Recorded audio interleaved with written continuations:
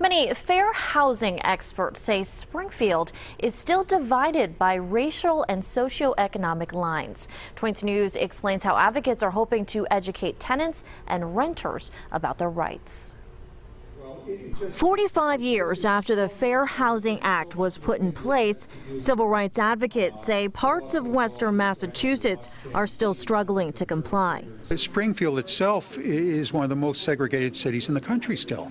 At this year's Fair Housing and Civil Rights Conference in Springfield, several organizations banded together to discuss which groups still face obstacles. The group that needs our service the most is probably the underserved populations, people who have limited English proficiency skills, minorities. Many people still find when they try to move an area where they're not the dominant group, they face discrimination, or they're paying higher rents for things. But these experts say it's not just race and economic factors that are causing a problem. Many people with disabilities are also struggling to find housing. We get a lot of disability claims. We see a lot of gender claims. We see a lot of people who get denied loans, who get denied fair housing based on their gender. Of course, the issue isn't always discrimination. In many cases, people don't know what the Fair Housing Act means and how to comply. You know, a current task for us to try to be sure the public does understand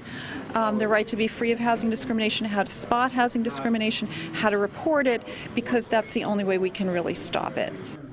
Veterans and domestic violence victims are also protected under the law. For example, in many cases, landlords are required to let these individuals out of leases when needed.